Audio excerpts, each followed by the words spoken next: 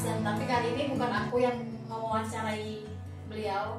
Dia adalah Ludovika Barbara Hope. Halo guys. Nah, kali ini aku mau diwawancarain oleh Ludovika. Betul. Jadi bukan aku yang wawancara ya, dibalik sekarang. Oke. Oke, sebelumnya kita ikutin anjuran pemerintah dulu nih, pakai masker kali ya. Iya. Oke, kita pakai masker dulu guys. Kita pakai masker ya.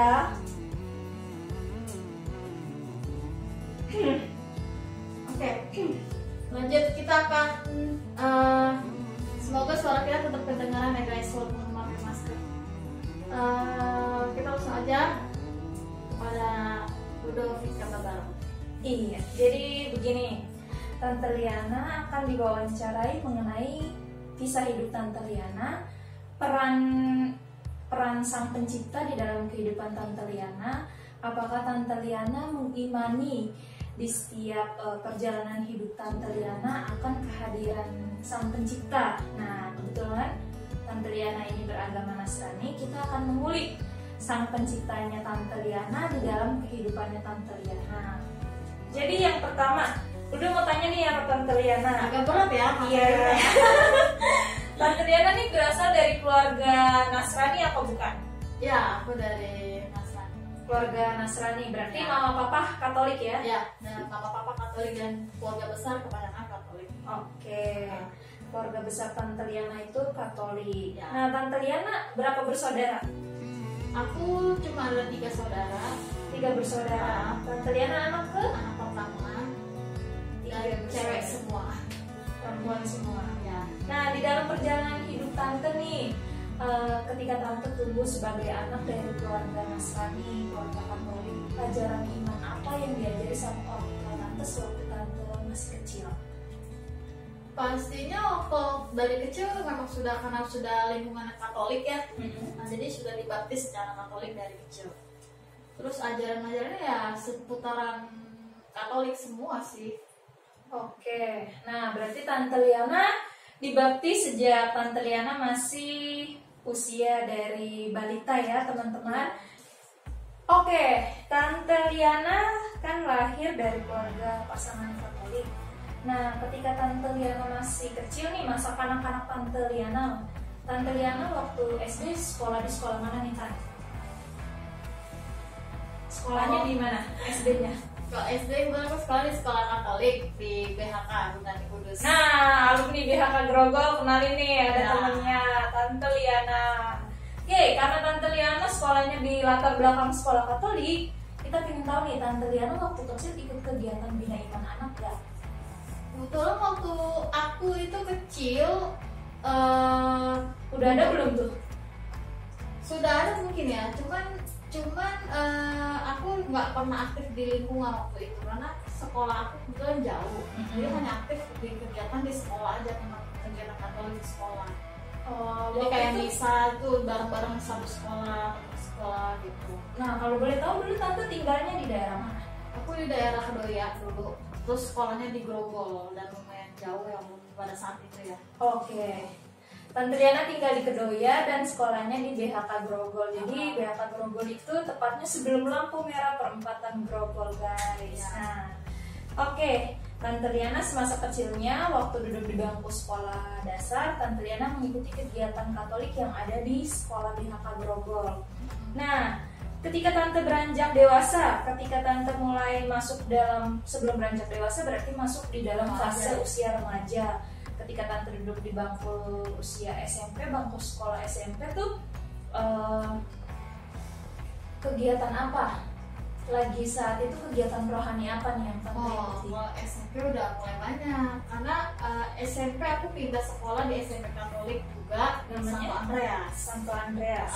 Di situ aku di situ yang pertama kali diikuti itu semuanya banyak sih sebenarnya. Cuman yang pertama kali itu adalah Putri Altar. Putri Karena Altar. pada masa aku itu Putri Altar pertama, angkatan pertama di Jakarta. Wow. Tuh. Jadi waktu itu pelajaran agama Katoliknya di SMP itu intinya harus ikutin Putri Altar, kalau enggak nilainya kurang. Jadinya semuanya diwajibkan ikut Putri Altar. Boleh juga nih guru agamanya jadinya- zaman dulu di sekolah Andreas. Iya, cuma aku udah lupa ya. Lupa. Jadinya pas remaja itu ya Putri Altar, terus mudika juga, terus kur juga. Oh, aktif dalam paduan suara ibu kita ini. Aktif, lumayan aktif. Iya.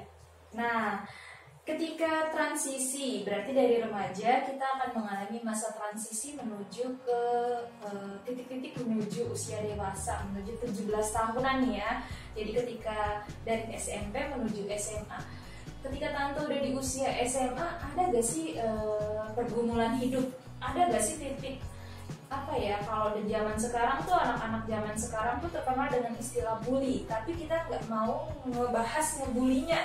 Ada gak momen-momen kayak gimana ya yang bikin Tante tuh di usia-usia SMP ke SMA tuh kan ada fase dimana ini titik penentuan ya kalau menurut aku, bobroknya kita tuh ada di fase ini, antara hancurnya kita itu di titik ini atau nanti setelah melewati fase SMA. Biasanya gitu, ada temen yang akhirnya menjerumuskan kita, ada juga teman yang akhirnya bukan hanya temen ya, orang-orang di sekeliling kita yang akhirnya sebaiknya nggak kayak gini, harusnya gini. Ada orang yang mengarahkan kehidupan kita tuh kayak gitu. Nah, kalau di Tante Liana sendiri saat di usia transisi seperti itu, jadi ketika Tante udah duduk di bangku SMA nih, ada gak sih momen dimana titik jenuhnya Tante tuh sebagai anak di usia transisi seperti itu apa? Terus terang kalau untuk titik jenuh di masa itu untuk rohani ya. Untuk rohani mungkin aku malah di saat itu semakin bertambah.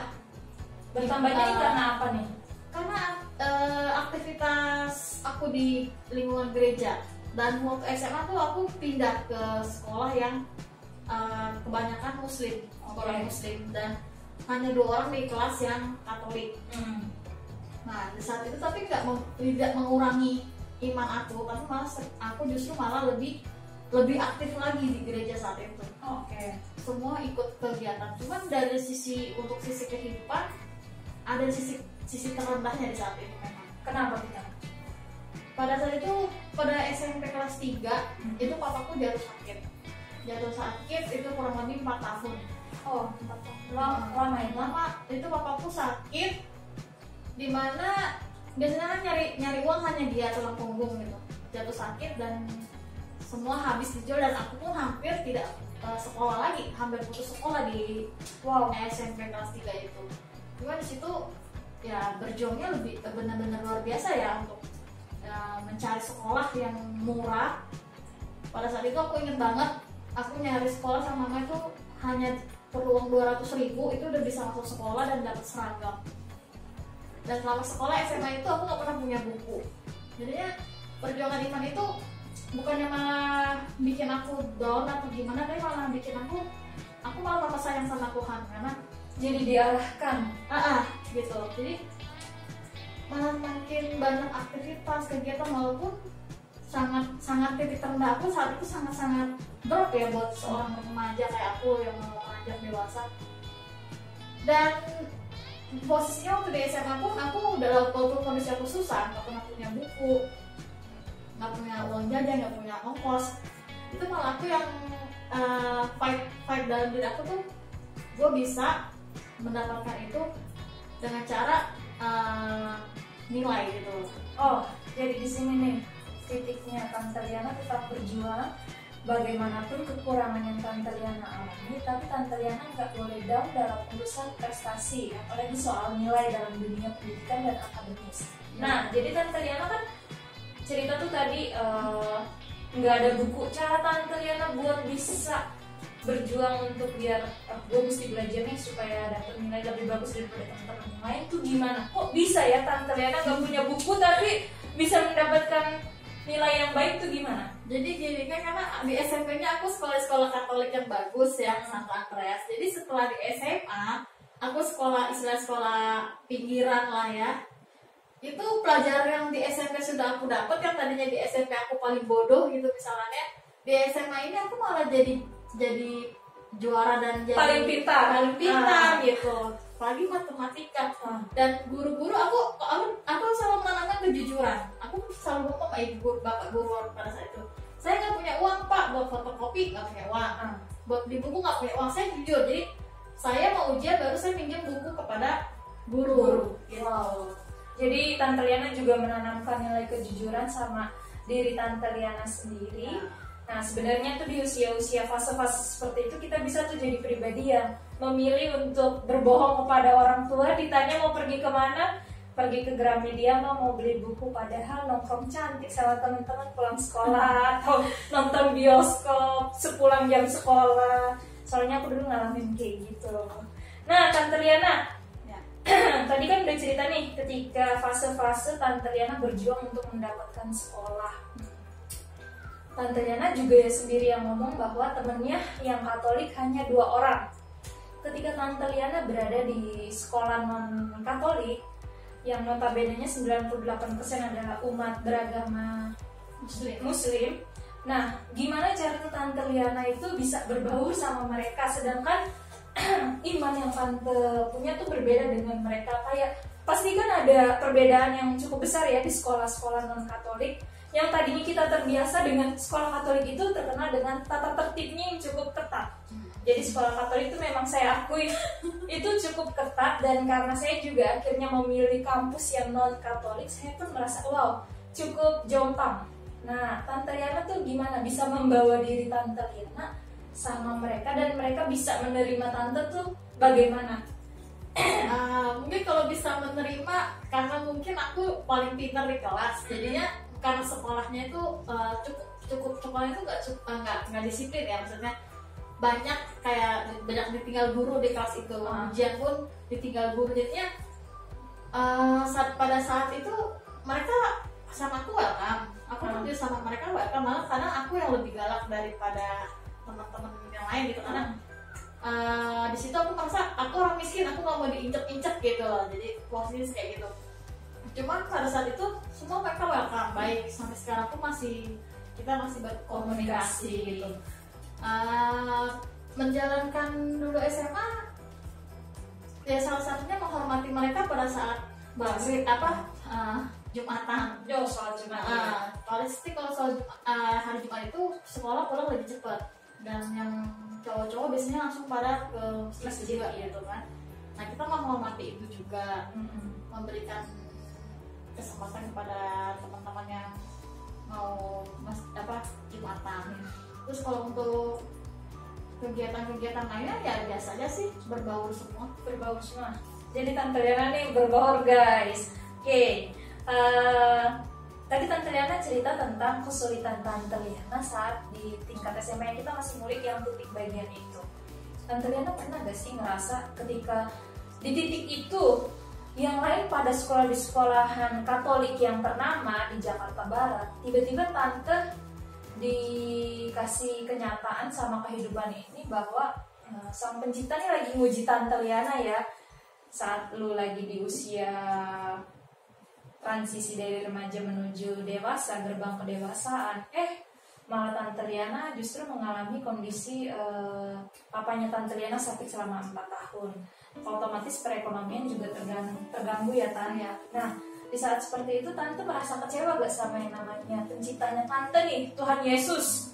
Apakah saat itu Tante merasa kayak, kok yang lain bisa sekolah di sekolahan yang kayak gitu, tiba-tiba kok gue sekolah di sekolahan yang akhirnya gue harus bergabung sama temen-temen yang pasti namanya kita anak-anak yang udah terbiasa sama sekolah-sekolah Katolik.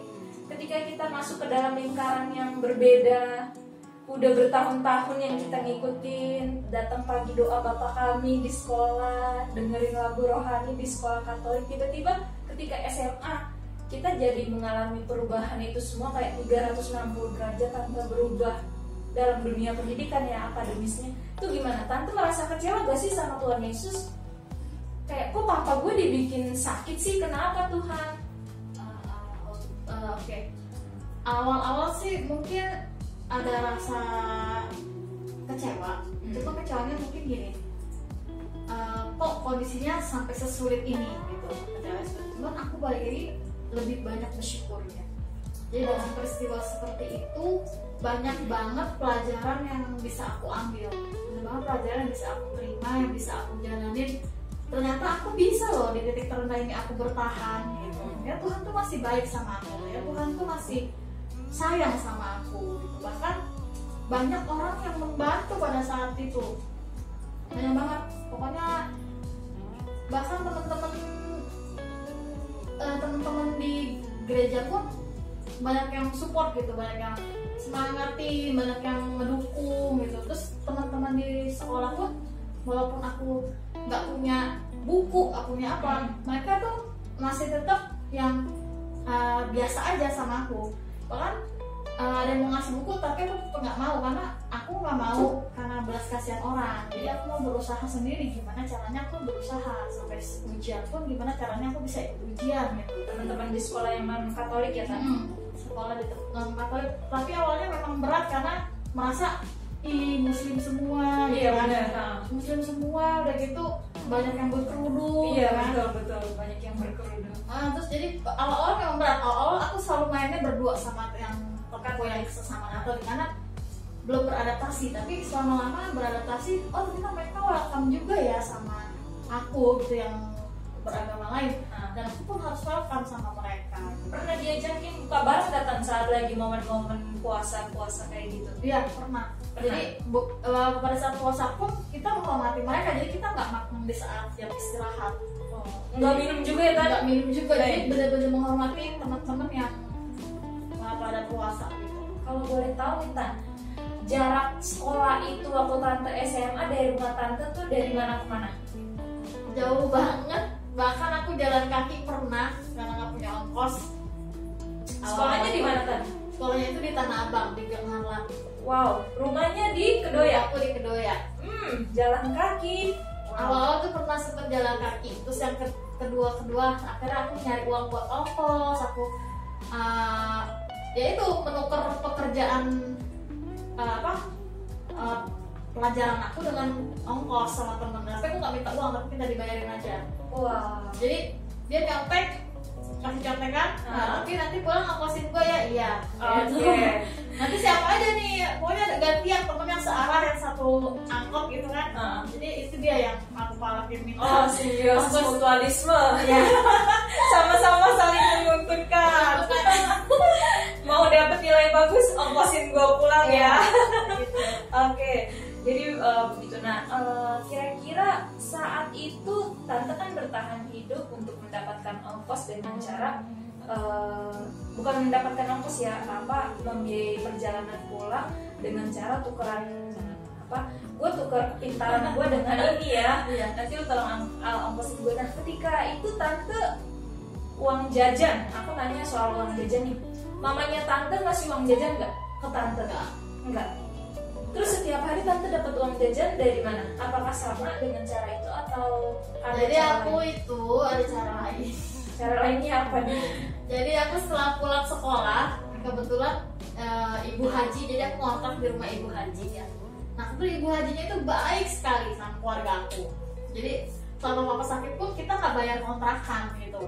Gila. Ibu haji itu baik, tapi aku juga gini, karena dia baik, aku bilang aku mau karena dia mungkin nggak, aku juga masih sekolah ya. Jadi aku minta sama dia, boleh nggak aku kerja di rumah ibu gitu, tapi buat biar aku punya ongkos sekolah gitu. Tapi ternyata ibu itu kasih aku kerjaan ngepel sama cuci piring doang di rumahnya setiap sore. Jadi aku setiap pulang sekolah langsung ke rumah ibu haji sebelah rumah, cuci piring sama ngepel dulu, nyapu ngepel, baru aku pulang ke rumah. Dan itu dia kasih aku per hari itu 6.000. Oh, 6.000 rupiah itu aku cuma 1.000 karena aku pikir buat apa aku besok pagi gitu kan. 5.000-nya? 5.000 aku kasih mama. wow, iya. Jadi tiap hari seperti itu. Masih sempat berbagi ya Tante Liana. Jadi itu Tante percaya bahwa di saat seperti itu Tuhan tetap memberikan pertolongan ke Tante dalam keadaan apapun. Ya, masih baik lah Tuhan. Jadi Tante tetap percaya bahwa ada kerjasama antara Tante sebagai makhluk hidup yang nyata di dunia ini sama Sang Pencipta. Ya. Oke. Tante Liana tetap mengimani iman Kristianinya Tante Liana dalam peziarahan hidupnya nih teman-teman. Jadi buat teman-teman kaum muda yang lagi mengalami kesulitan, jangan pernah patah semangat. Ingat, Tuhan tuh memberikan kalian pertolongan tuh lewat cara apapun. Betul. Nah, sekarang kita ngulik kembali setelah Tante Liana fase melewati masa SMA. Berarti ada titik di mana temen-temen lu yang lain pada kuliah nih, anak-anak SMP Andreas yang kemarin seangkatan sama gue pada kuliah di sana di sini, kan pasti saling sama-sama saling memberi info, lu kuliah di mana nih, masuk kampus apa, fakultas apa. Terus kan pada di saat itu juga pasti kita yang nggak kuliah tuh pasti ngerasa kayak, ya gue nggak kuliah, emang sama bapak gue nggak punya duit tabungan apa? Ada pernah merasakan berpikir kayak gitu gak? Apa Tante Liana tamat SMA langsung kuliah? Oh, enggak, aku jadinya aku juga tamat SMA langsung fokus mencari kerja karena aku melihat kondisi keluarga aku dan aku nggak ada kepikiran ngiri sama orang lain atau teman pada kuliah, pada kemana enggak. Cuma aku berpikirnya aku harus melanjutkan hidup ini, harus makan, harus beraktivitas, dan yang sewajarnya dalam saat itu, pada saat itu kondisi nggak punya uang. Kalau aku kuliah uang dari mana gitu loh, siapa yang mau bantu? Sama sekali nggak ada yang bantu. Jadi Tante nggak mendesak orang tua untuk Enggak. pokoknya gue mau kuliah nih, bagaimanapun caranya papa mama harus usahain gue untuk kuliah. Jadi Tante sadar ya akan kemampuan bahwa kapasitas di keluarga Tante tidak memungkinkan Tante untuk maju untuk ke bangku kuliah saat itu ya. Oke. Terus nih Tante, pikiran aku juga udah gimana ya, nggak ada pikiran kuliah lah saat itu. Cuma pikiran waktu itu fokus cari uang buat kehidupan aja udah, menjalankan hidup. Ini nih anak pertama nih kayak gini guys, mikirinnya tuh orang lain dulu, keluarganya dulu. Oke. Nah, di saat Tante udah mulai kerja, kegiatan rohani apa yang Tante ikutin di gereja? Waktu itu Tante aktif di paroki mana? Waktu itu masih aktif di paroki Santo Andreas. Kegiatan-kegiatan aku ya semuanya aku ikutin itu pada saat kerja juga. Bahkan pulang kerja itu mandi cuma sejam, pulang ke rumah. Aku kerja di daerah Puri. Terus pulang ke rumah sejam, mandi, ganti baju, udah langsung balik lagi ke gereja. Wow, hampir tiap hari sampai mama sempet komplain sih, lu ngapain aja sih di gereja? Kenapa nggak sekalian tidur di gereja? nggak sekalian bawa kasurnya ke gereja? Hampir tiap hari, apalagi udah Jumat, Sabtu, Minggu itu udah full di gereja terus gitu.